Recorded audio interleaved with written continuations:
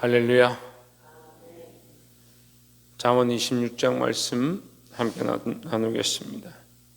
26장은 좋지 않은 자들에 대해서 경고하는 것인데, 특별히 세 가지로 나누면 미련한 자와 게으른 자와 말쟁이, 이렇게 세 가지 부류를 말하고 있습니다.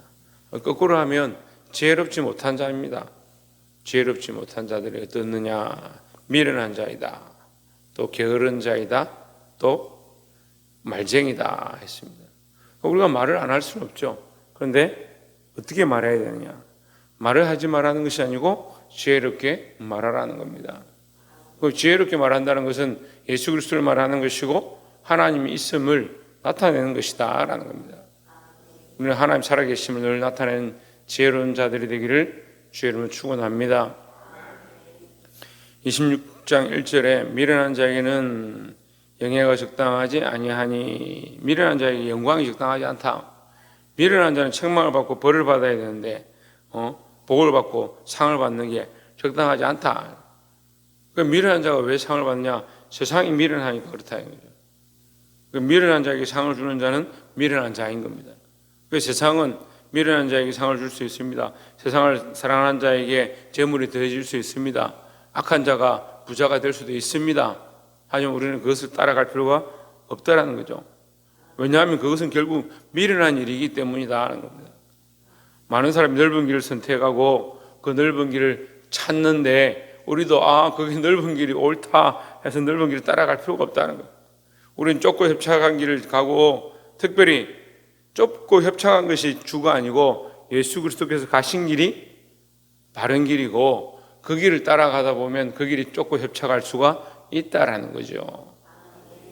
미련한 자에게는 영예가 적당하지 아니하니 마치 여름에 눈 오는 것과 추수 때 비 오는 것 같으니라 했습니다. 합당치 않다, 경우에 맞지 않다라는 거죠. 그래서 때로는 세상에 믿지 않는 자들이, 세상 사람들이 잘 되는 것들을 봅니다. 악한 자들이 흥하는 것들을 봅니다. 말씀대로 살지 않는 사람들이 형통한 것처럼 보입니다. 하지만 우리는 그 결과를 바라보는 것이 아니다는 거예요. 우리에게 더 영원한 확실한 하나님의 약속이 있다라는 겁니다. 지금 눈에 보이는 것들 쫓아가지 말고 하나님 우리 안에 행하실 것들을 믿음으로 바라보고 승리하시기를 주의 이름으로 축원합니다. 2절에 까닭 없는 저주는 참새가 뜯어오는 것과 제비가 날아가는 것 같이 이루어지지 아니하느니라 했습니다. 까닭 없는 저주는 왜 갑자기 나왔느냐? 미련한 자들이 그런 말을 한다. 까닭 없는 말들을 하고 자기가 하고 싶은 대로 말을 한다. 그럼 헛된 것이다. 그럼 미련한 말을 하고 있는 것이니까 거기에 주목하지 말라는 거죠. 3절에 말에게는 채찍이요 나귀에게는 재갈이요 미련한 자에게는 막대기니라 했습니다. 미련한 자는 아무리 얘기를 한다고 해도 듣지 않는다. 참 때로는 답답할 때가 있습니다. 말씀을 아무리 가르쳐도 듣지 않을 때가 많이 있습니다. 왜 안 들을까? 그건 미련한 자이고, 예수 그리스도를 따라가고 하나님 따라가고 같이 교회에 있고 같이 하나님을 섬기는 것처럼 하는데, 하나님 따라가는 게 아니고 예수 따라가는 게 아니고 자기 생각을 따라가는 거예요. 분명히 잠언서는 지혜의 말씀인데, 하나님 아는 게 지혜고 그 하나님 아는 것이 우리에게 지식이라 하는데 자기 생각대로 사는 거죠. 말씀은 갖다가 읽고 말씀은 묵상하고 하나님 앞에 엎드리는데 하나님 따라가는 게 아니고 자꾸 미련하게 사는 거예요. 뭐가 미련합니까? 하나님 없는 게 미련하다니까요. 하나님 없는 것 같이 믿는다고 말하고 믿는다고 기도하고 믿는다고 찬양하는데, 믿는다고 예배하는데 실제로 삶에 가면 어떻게 하냐? 자기 살고 싶은 데서 사는 거예요. 하나님 없는 것처럼. 여러분, 이러한 미련함들을 버리시기를 주의 이름으로 축원합니다. 그런 자는 어떠냐? 동물 같다니까. 말과 같다, 나귀와 같다. 주인이 이끌지 않으면 자기 가고 싶은 대로 간다. 사랑하는 성도 여러분, 주인을 모르는 어리석은 동물과 같이 되지 말고 우리의 참 주인이신 그리스도 앞에 순종하고 하나님을 따라가시기를 주의 이름으로 축원합니다. 두 번째로 11절에 개가 그 토한 것을 도로 먹는 것 같이 미련한 자는 그 미련한 것을 거듭 행하느니라 했습니다. 미련한 자는 어떻게 하느냐? 자기가 그렇게 악한 것을 하고 하나님 없는 행동들을 하고 또 그 짓을 또 한다는 거예요. 그러니까 미련하죠. 12절에 내가 스스로 지혜롭게 여기는 자를 보느냐? 그보다 미련한 자에게 오히려 희망이 있느니라. 스스로 지혜를 있다 생각하지 마라 하는 거예요. 하나님 앞에 항상 겸손하라는 거죠. 13절에 게으른 자는 길에 사자가 있다, 거리에 사자가 있다 하느니라 했습니다. 자, 이 두 번째는 어떤 사람이 나옵니까? 게으른 자가 나옵니다. 게으른 자는 얼마나 게으르냐? 밖에 사자가 있다, 핑계를 하는 거예요. 밖에 문제가 있다. 그 나는 나가면 사자가 나를 공격할 거니까 나는 밖에 나가기 싫다. 밖에 사자가 있으면 말이 되죠. 나가면 안 되죠. 밖에 사자가 있다는데 어떻게 밖에 나갑니까? 무서워서. 그냥 들으면 말이 되는 것 같아요. 사람들이 말하는 거 들어보면요, 앞뒤가 안 맞는 건 없어요. 다 자기 이론이 있고 자기 생각이 있습니다. 근데 사자가 어디 있어요, 밖에? 사자가 있으면 나가면 안 되죠. 사자가 있기 때문에 안 나간다. 말은 되죠. 근데 사자가 어디 있냐고요. 헛된 것을 바라보고 거짓을 말하고 있는데. 왜 그런 말을 하느냐? 자기를 위해서 그런 말을 하는 거예요. 14절에 문짝이 돌적이를 따라서 도는 것 같이 게으른 자는 침상에서 도느니라 하십니다. 움직이지 않는다.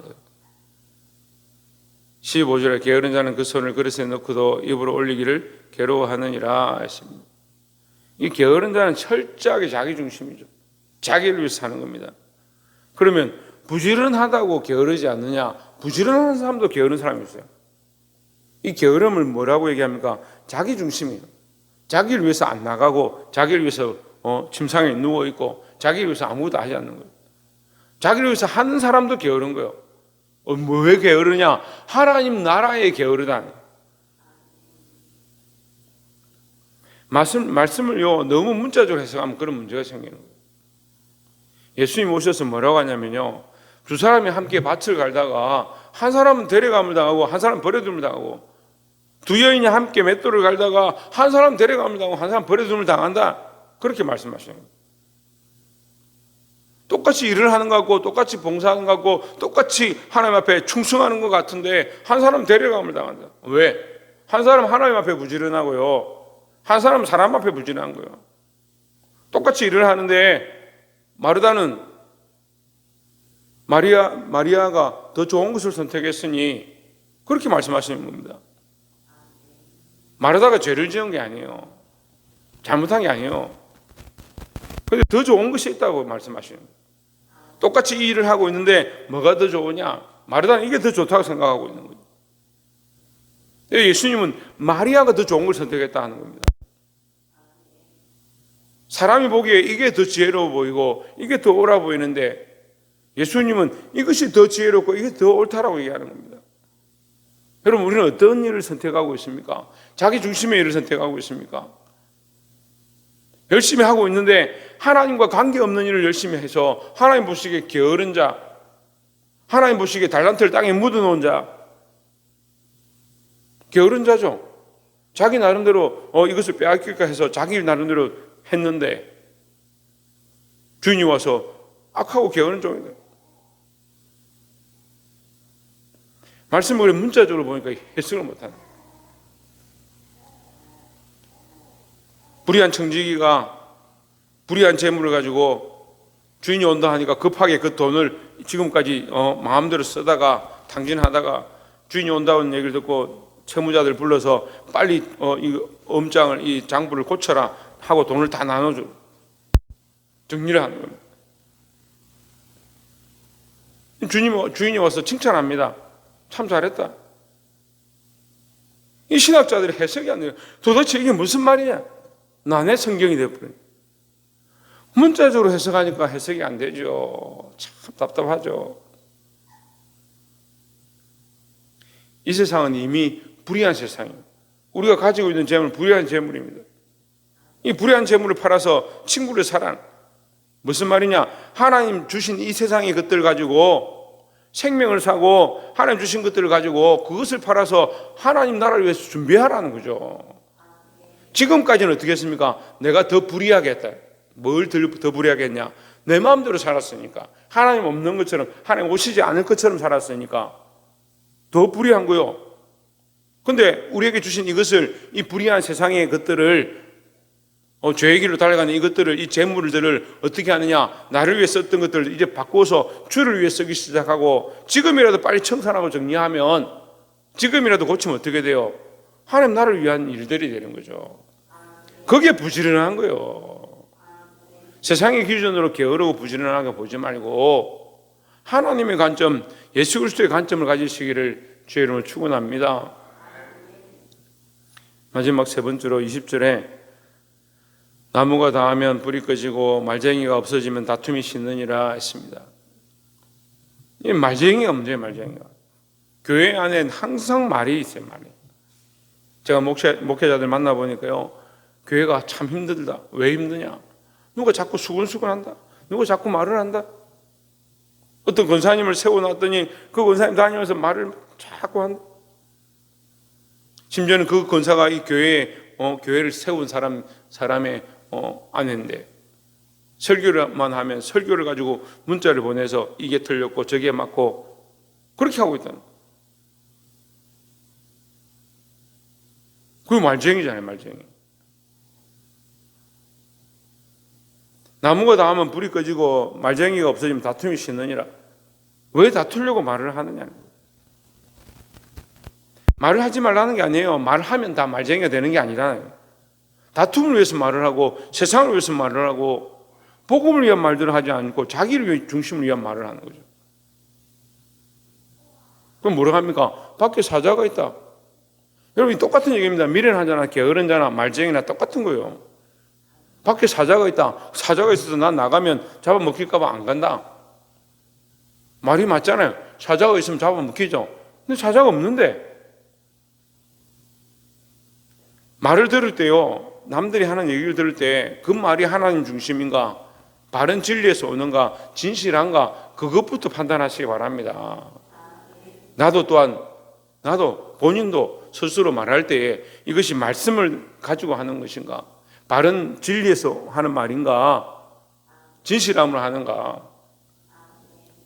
근데 말을 해보면요, 다 말은 앞뒤가 맞는 것 같고 틀리지 않는 것 같고 일목요연한 것 같은데, 논리정연한 것 같은데 뭐가 없느냐? 하나님 없고 예수 그리스도 없으니까 결국 뭐 하고 있습니까? 자기 중심의 얘기를 하는 거예요. 똑같은 얘기도 한 사람은 하나님의 관점 또는 바른 관점에서 얘기를 하는데, 한 사람은 자기 관점에서 얘기해요. 자기가 하고 싶은 대로 바꿔서 얘기해요. 똑같은 얘기를 하는데 다른 거예요. 가나안 정탐을 보냈더니 어떻게 합니까? 똑같이 12명이 가서 정탐을 하고 왔는데 나중엔 여호수아와 갈렙을 돌로 쳐 죽이려고 합니다. 똑같이 보고 왔는데 왜 말이 다르냐? 그걸 구별하면요, 이 잠언서를 통해서 얘기하면 뭐예요? 지혜로운 자와 미련한 자의 말이에요. 미련한 자는 뭐예요? 말은 맞는데 뭐가 없어요? 하나님 없어요. 하나님의 마음이 없어요. 예수 그리스도의 모양이 없어요. 지극히 자기중심적이고, 자기들이 보기에 우리가 뭐하러 저기까지 들어가냐, 우리가 그들 앞에 메뚜기 같다. 여호수아가 가려면 뭐라 합니까? 그들이 장대하고 큰 자일지라도 하나님 우리에게 하나님 우리에게 우리에게 밥으로 주실 것이다. 철저하게 뭐가 있습니까? 하나님 관점이죠. 하나님 관점이죠. 여러분, 그런 지혜가 우리 안에 있기를 소망합니다. 말을 잘한다고 지혜로운 게 아닙니다. 논리 정연하다고 지혜로운 게 아니에요. 제가 아직도 기억하는데, 한 30년 전에 신평에 어떤 부흥사가 와서 설교를 하는데 한 3시간 정도 설교를 하더라고요. 한 이틀 3일을 가서 설교를 듣고 은혜를 받았는데 이 부흥사가 혀가 짧은 거예요. 예수 그리스도 발음이 안 되는 거예요. 예수 그리스도만 하면 발음이 그디또 이렇게 발음을 하는 거예요. 우습기도 한데 그 사람의 그 열정은 그 하나님에 대한 마음, 예수 그리스도를 선포하는 그걸 보니까요 얼마나 마음에 은혜가 되는지. 말을 잘하고 발음이 좋고가 중요한 게 아니다. 우리가 누구를 얘기하고 있느냐, 누구의 마음으로, 하나님 마음으로 하고 있느냐, 예수 그리스도를 똑바로 말하고 있느냐. 21절에 숯불 위에 숯을 더하는 것과 타는 불에 나무를 더하는 것 같이 다툼을 좋아하는 자는 시비를 일으키느니라 했습니다. 말 좋아하는 사람은 결국 뭘 좋아한다? 다툼을 좋아한다. 22절에 남의 말하기를 좋아하는 자의 말은 별식과 같아서 뱃속 깊은 데로 내려가느니라. 뱃속 깊은 데로 내려간다는 말은 무슨 말이에요? 남의 말을 하면 우리 속에 잘 깊이 박힌다는 거예요. 남의 말 하기 좋아하지 마십시오. 그거 재밌거든요. 남의 말을 하고 그거 가지고 깔깔거리고 웃으면 재밌거든요. 그래서 깊이 들어가는 거예요. 그러니까 상대방을 대할 때 그 말을 들으면 그 욕한 사람의 그 사람이 어떻다는 말을 내 속에 깊이 가지고 간직하고 있으니까 그 사람이 진실을 말하고 사랑을 말해도 안 들리는 겁니다. 나는 내 속에 이렇게 듣고 이렇게 알고 있는데 그런 생각을 하고 있는 거예요. 23절에 온유한 입술에 악한 마음은 낮은 은을 입힌 톡이니라 했습니다. 낮은 은을 입힌 톡이다. 낮은 은을 입히면 어떻게 됩니까? 처음에는 반짝반짝 보기 좋은 것 같죠? 듣기 좋은 것 같죠? 아름다운 것 같죠? 근데 어떻게 합니까? 조금만 쓰면 은은 다 벗겨지고 안에 토기가 드러나는 거예요. 안에는 아무 쓸모없는 톡인데 밖은 은을 입혀놔서 아름다운 것처럼 보이는 거죠. 남의 말하고 쓸데없는 말하고 악한 말을 하고 서로 험담하고 당장은 재밌고 속이 시원하고 만나가지고 지체들끼리 만나가지고 이런 말 저런 말 막 하다 보면 교제가 되는 것처럼 그렇게 보이는데 결국 뭐합니까? 토기에다가 은 발라놓은 것 같아요. 하나님 보시기에 안에는 썩었는데 안에 쓸모없는데 밖에는 은을 발라놨다. 우리가 밖은 후패에도 속에 보배로운 그리스도를 담고 은과 금 같은 하나님 나라의 소망을 담아야 되는데 거꾸로 밖에 발라놓은 거예요.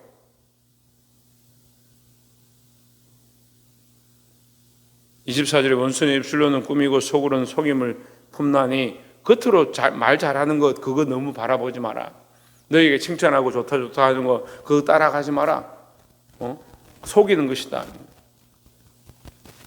25절에 그 말이 좋을지라도 믿지 말 것은 그 마음에 7가지 가정한 것이 있음이라 했습니다.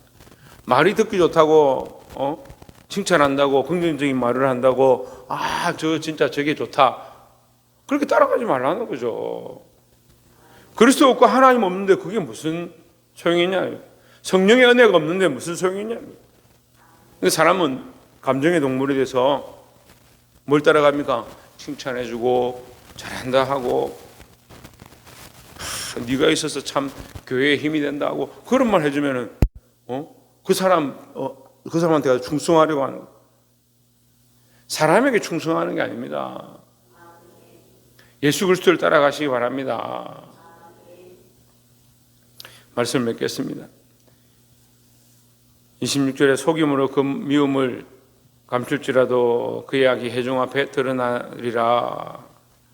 27절에 함정을 파는 자는 그것에 빠질 것이요 돌을 굴리는 자는 도리어 그것에 치이리라. 28절에 거짓말하는 자는 자기가 해하는 자를 미워하고 아첨하는 입은 패망을 일으키느니라 했습니다. 계속 그 얘기를 합니다. 25절부터 보면 말이 좋을지라도 26절에 속이는 말, 27절에 그것은 함정이다. 28절에 거짓말하는 것이다. 여러분 말에 속지 말고 말이 우리를 오히려 올무잡고 함정에 빠뜨립니다. 여러분 믿음 안에 있어서 하나님을 기쁘시게 하는 자들이 되기를 소망합니다. 게으른 자, 또 미련한 자, 거짓말하는 자. 다 뭡니까?